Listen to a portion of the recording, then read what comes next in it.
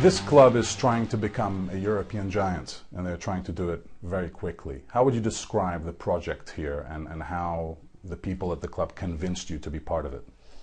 They didn't have to convince me too much because, you know, being part of a club that is looking to the future and looking to become a bigger success than they have been in the last few years, I wanted to be part of that, especially with Carlo as the manager and players like Zlatan and Lucas Moura and the other players that we've got throughout the team.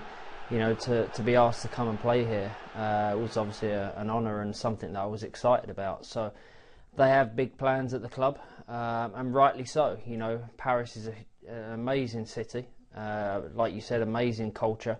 And this club's not been around for many years, and you know the success that they want to achieve is doable, so is achievable. What do you think continues to make you so popular? What do you think people want from you all the time? Because no matter how long you go in your career, the attention doesn't stop. Yeah. No, you know, I've had the attention almost everywhere I've played or everywhere I've gone or everywhere I've lived, and that's it. You know, the attention I've got used to. There's other things that come with me and that come with me coming to a club, like you said, but I think the thing that people always look at is the professionalism.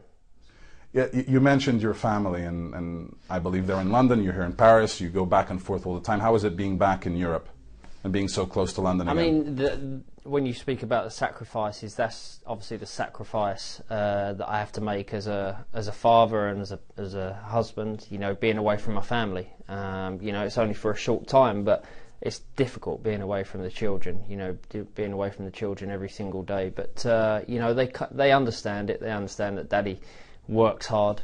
Has it been a challenge sometimes trying to explain to your kids how famous you are, how their life is not like other kids' life, how there are certain things that they just can't do? And yeah, I mean, you know, my eldest now is at the age where he kind of wants to do things and wants to go places, and you kind of have to hold him back, or we have to hold him back, because you have to kind of explain it to him that there's certain things that he can't do.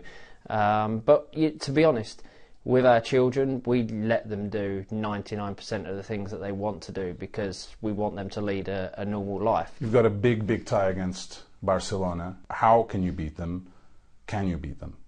Yeah, without doubt, they're one of the best teams ever. You know, they've got some of the best players individually and collectively. I think that's what makes them the team they are. You know, it's not about just Messi, Xavi.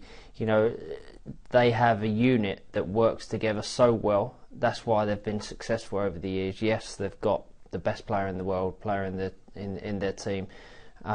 They've got committed players, and I think that's what makes them a special team. So it's a huge test for us. You know, it's a huge game for this club, for this city. It's exciting. You know, we have to look at it as players as an exciting game and a huge challenge.